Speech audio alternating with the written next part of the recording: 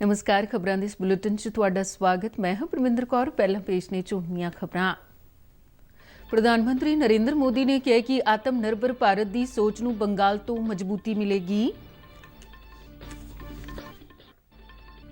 केंद्र सरकार ने इलैक्ट्रॉनिक सैलानी और मैडिकल श्रेणियां नूं छड्ड के बाकी सारे वीजे बहाल करने का कीता फैसला। भारत ने कहा कि पाकिस्तानी फौज बिना किसी भड़काहट तो जंगबंदी की लगातार उलंघना कर रही है। रेलवे 11,58,000 नॉन गजटेड रेल कर्मचारियों को 78 दिनों की तनख्वाह के बराबर बोनस देगा।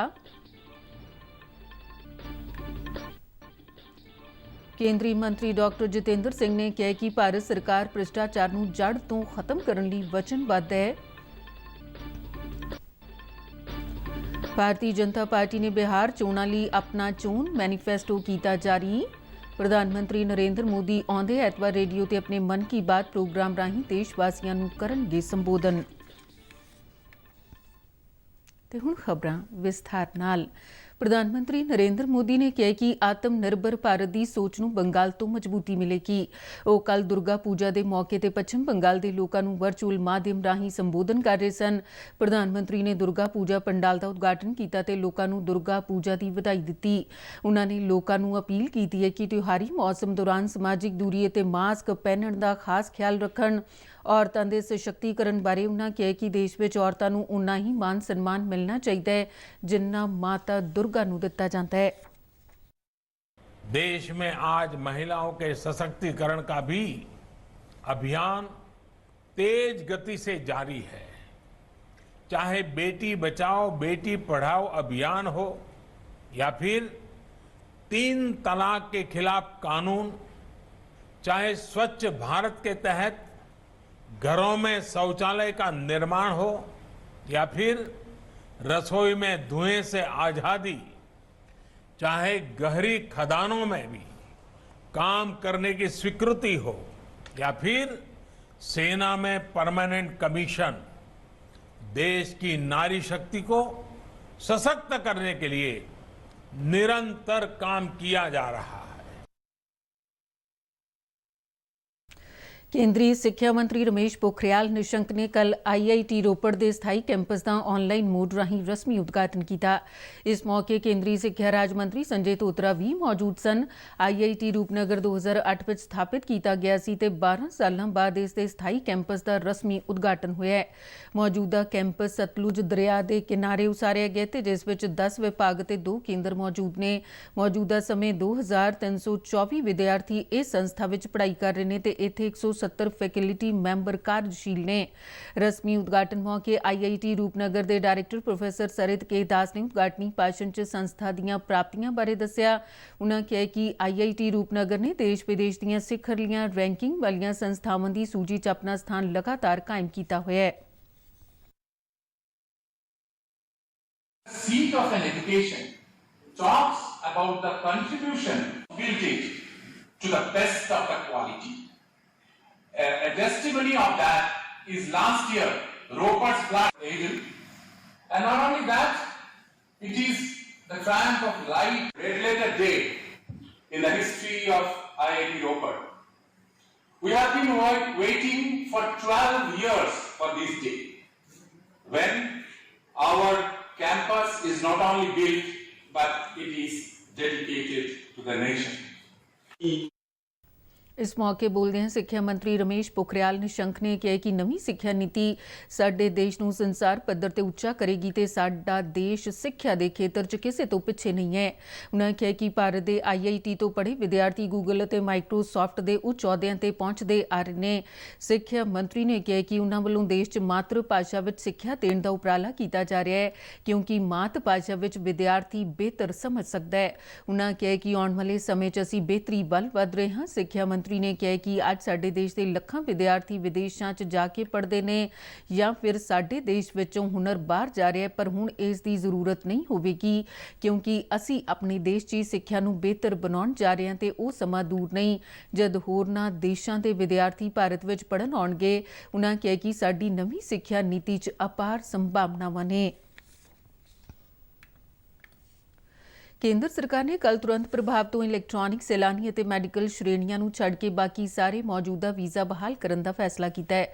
ਕਰੋਨਾ ਵਾਇਰਸ ਫੈਲਣ ਤੋਂ ਰੋਕਣ ਲਈ ਦੇਸ਼ ਵਿਆਪੀ ਲਾਕਡਾਊਨ ਲਗਾਏ ਜਾਣ ਤੋਂ ਬਾਅਦ ਸਾਰੇ ਵੀਜ਼ਾ ਮੁਲਤਵੀ ਕਰ ਦਿੱਤੇ ਗਏ ਸਨ ਤੇ ਹੁਣ ਕੋਈ 8 ਮਹੀਨੇ ਦੇ ਵਕਫੇ ਤੋਂ ਬਾਅਦ ਇਹਨਾਂ ਨੂੰ ਬਹਾਲ ਕੀਤਾ ਗਿਆ ਹੈ।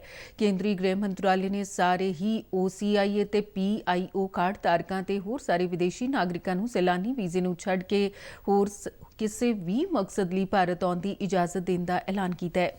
ਗ੍ਰਹਿ ਮੰਤਰਾਲੇ ਨੇ ਇੱਕ ਬਿਆਨ 'ਚ ਕਿਹਾ ਕਿ ਕੋਵਿਡ ਮਹਾਮਾਰੀ ਕਾਰਨ ਪੈਦਾ ਹੋਈ ਸਥਿਤੀ ਦੇ ਮੱਦੇਨਜ਼ਰ ਸਰਕਾਰ ਨੇ ਕੌਮਾਂਤਰੀ ਪੱਧਰ ਤੇ ਮੁਸਾਫਰਾਂ ਦੇ ਆਉਣ ਜਾਣ ਤੇ ਪਾਬੰਦੀ ਲਗਾਉਣ ਲਈ ਕਈ ਕਦਮ ਚੁੱਕੇ ਸਨ ਤੇ ਹੁਣ ਸਰਕਾਰ ਨੇ ਫੈਸਲਾ ਕੀਤਾ ਹੈ ਕਿ ਵਿਦੇਸ਼ੀ ਨਾਗਰਿਕਾਂ ਅਤੇ ਭਾਰਤੀ ਨਾਗਰਿਕਾਂ ਦੀਆਂ ਵੱਖ-ਵੱਖ ਸ਼੍ਰੇਣੀਆਂ ਦੇ ਲੋਕ ਜੋ ਭਾਰਤ ਵਿੱਚ ਦਾਖਲ ਹੋਣਾ ਚਾਹੁੰਦੇ ਹਨ ਜਾਂ ਇੱਥੋਂ ਜਾਣਾ ਚਾਹੁੰਦੇ ਨੇ ਉਹਨਾਂ ਲਈ ਵੀਜ਼ਾ ਤੇ ਯਾਤਰਾ ਪਾਬੰਦੀਆਂ ਨੂੰ ਪੜਾਅਵਾਰ ਢੰਗ ਨਾਲ ਹਟਾਇਆ ਜਾਵੇ।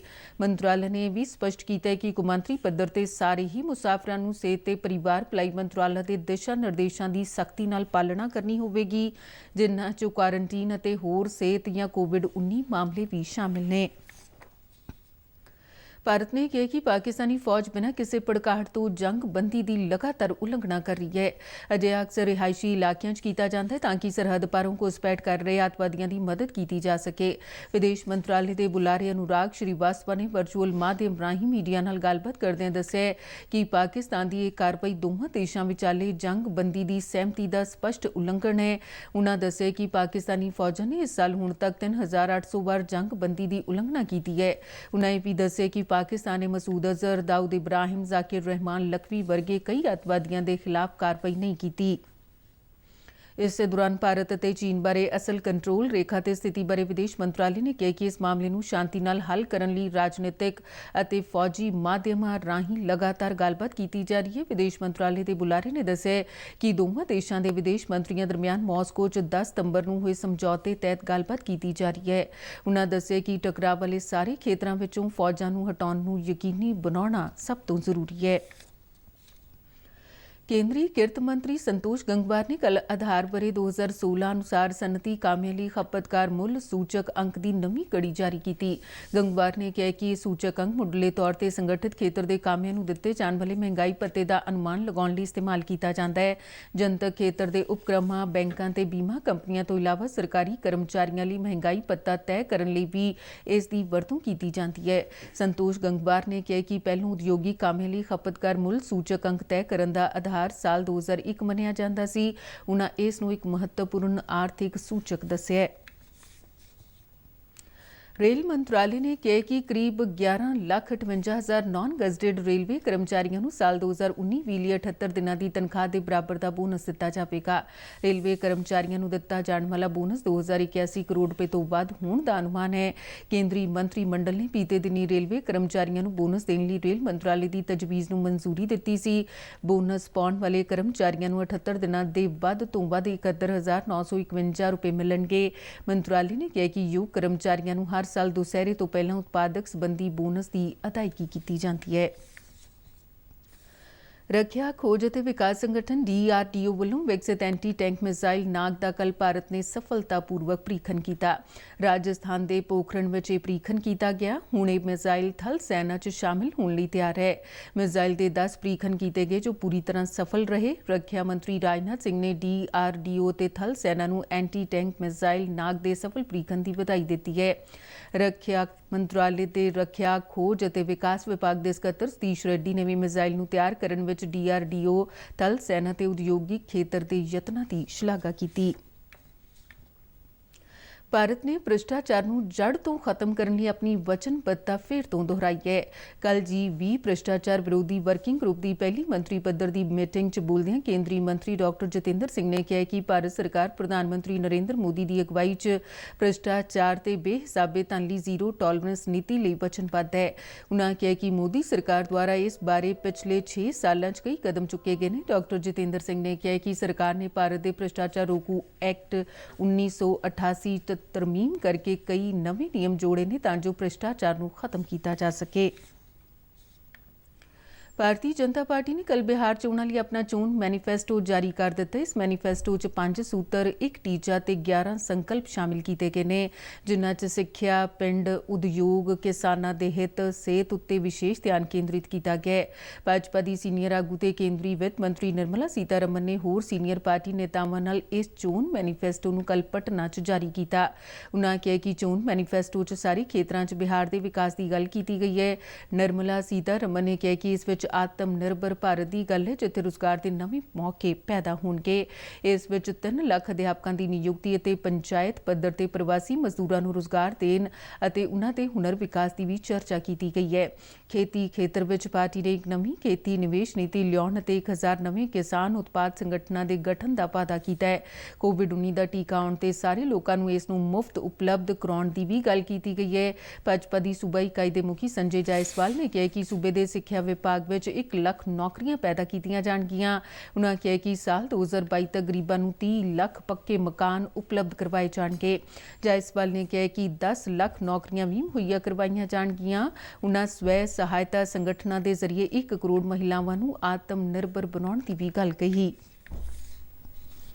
ਕੇਂਦਰ ਸਰਕਾਰ ਵੱਲੋਂ ਮੌਜੂਦਾ ਘੱਟੋ-ਘੱਟ ਸਮਰਥਨ ਮੁੱਲ ਸਕੀਮ ਅਨੁਸਾਰ ਕਿਸਾਨਾਂ ਤੋਂ ਸਾਉਣੀ ਦੀਆਂ ਫਸਲਾਂ ਦੀ ਖਰੀਦ ਲਗਾਤਾਰ ਜਾਰੀ ਹੈ। ਪੰਜਾਬ, ਹਰਿਆਣਾ, ਉੱਤਰ ਪ੍ਰਦੇਸ਼, ਤਮਿਲਨਾਡੂ, ਉੱਤਰਾਖੰਡ, ਚੰਡੀਗੜ੍ਹ, ਜੰਮੂ ਕਸ਼ਮੀਰ ਤੇ ਕੇਰਲ ਵਿੱਚੋਂ ਕੱਲ੍ਹ ਤੱਕ 116.66 ਲੱਖ ਮੀਟ੍ਰਿਕ ਟਨ ਝੋਨਾ ਖਰੀਦਿਆ ਗਿਆ ਸੀ, ਜੋ ਇਸੇ ਸਮੇਂ ਪਿਛਲੇ ਸਾਲ ਦੇ ਮੁਕਾਬਲੇ 28.55% ਹੈ। ਕੁੱਲ ਖਰੀਦ ਵਿੱਚ ਪੰਜਾਬ ਨੇ 70.11 ਲੱਖ ਮੀਟ੍ਰਿਕ ਟਨ ਦਾ ਯੋਗਦਾਨ ਦਿੱਤਾ ਹੈ, ਜੋ ਕੁੱਲ ਖਰੀਦ ਦਾ 64.38% ਹੈ। ਪੰਜਾਬ ਦੀਆਂ ਸਾਰੀਆਂ ਕਿਸਾਨ ਜਥੇਬੰਦੀਆਂ ਨੇ ਬੀਤੇ ਦਿਨੀ 3 ਵਜੇ ਤੋਂ ਬਾਅਦ ਰੇਲਵੇ ਲਾਈਨਾਂ ਤੋਂ ਆਪਣੇ ਧਰਨੇ ਚੁੱਕ ਲਏ ਨੇ, ਤਾਂ ਜੋ ਮਾਲ ਗੱਡੀਆਂ ਦੀ ਆਵਾਜਾਈ ਹੋ ਸਕੇ। ਉਨ੍ਹਾਂ ਨੇ ਆਪਣੇ ਧਰਨੇ ਪਲੇਟਫਾਰਮਾਂ ਤੇ ਲਾਏ ਨੇ। ਜਥੇਬੰਦੀਆਂ ਨੇ ਕਿਹਾ ਕਿ ਕੱਲ੍ਹ ਹੋਈ ਮੀਟਿੰਗ 'ਚ ਫੈਸਲਾ ਲਿਆ ਗਿਆ ਸੀ। ਉਨ੍ਹਾਂ ਕਿਹਾ ਕਿ ਇਹ ਖਾਦ ਤੇ ਬਾਰਦਾਨੇ ਦੀ ਕਮੀ ਅਤੇ ਤਾਪ ਕਰਨ ਲਈ ਕੋਲੇ ਦੀ ਸਪਲਾਈ 'ਚ ਹੋਈ ਕਮੀ ਨੂੰ ਧਿਆਨ ਵਿੱਚ ਰੱਖ ਕੇ ਕੀਤਾ ਗਿਆ। ਮਾਨਸਾ 'ਚ ਜਥੇਬੰਦੀ ਦੇ ਪ੍ਰਧਾਨ ਨੇ ਦੱਸਿਆ ਕਿ ਮਾਲ ਗੱਡੀਆਂ ਲਈ ਇਹ ਛੋਟ 5 ਨਵੰਬਰ ਤੱਕ ਦਿੱਤੀ ਗਈ ਹੈ। ਪ੍ਰਧਾਨ ਮੰਤਰੀ ਨਰਿੰਦਰ ਮੋਦੀ ਆਉਂਦੇ ਐਤਵਾਰ ਨੂੰ ਰੇਡੀਓ ਤੇ ਮਨ ਕੀ ਬਾਤ ਪ੍ਰੋਗਰਾਮ ਰਾਹੀਂ ਦੇਸ਼ ਵਾਸੀਆਂ ਨੂੰ ਸੰਬੋਧਨ ਕਰਨਗੇ। ਇਸ ਮਹੀਨਾਵਾਰ ਪ੍ਰੋਗਰਾਮ ਦੀ ਇਹ 70ਵੀਂ ਕੜੀ ਹੋਵੇਗੀ। ਮਨ ਕੀ ਬਾਤ ਪ੍ਰੋਗਰਾਮ ਆਕਾਸ਼ਵਾਣੀ ਦੇ ਨਾਲ-ਨਾਲ ਦੂਰਦਰਸ਼ਨ ਦੇ ਸਾਰੇ ਚੈਨਲਾਂ ਤੇ ਵੀ ਸਵੇਰੇ 11 ਵਜੇ ਪ੍ਰਸਾਰਿਤ ਕੀਤਾ ਜਾਂਦਾ ਹੈ। ਇਸ ਪ੍ਰੋਗਰਾਮ ਰਾਹੀਂ ਪ੍ਰਧਾਨ ਮੰਤਰੀ ਜਿੱਥੇ ਆਪਣੀ ਸਰਕਾਰ ਦੇ ਪ੍ਰੋਗਰਾਮਾਂ, ਲੋਕਾਂ ਵੱਲੋਂ ਕੀਤੇ ਗਏ ਚੰਗੇ ਕੰਮਾਂ ਅਤੇ ਦੇਸ਼ ਨੂੰ ਦਰਪੇਸ਼ ਚੁਣੌਤੀਆਂ ਦਾ ਜ਼ਿਕਰ ਕਰਦੇ ਨੇ, ਉੱਥੇ ਲੋਕਾਂ ਦੇ ਸੁਝਾਵਾਂ ਨੂੰ ਵੀ ਇਸ ਪ੍ਰੋਗਰਾਮ 'ਚ ਸ਼ਾਮਿਲ ਕੀਤਾ ਜਾਂਦਾ ਹੈ।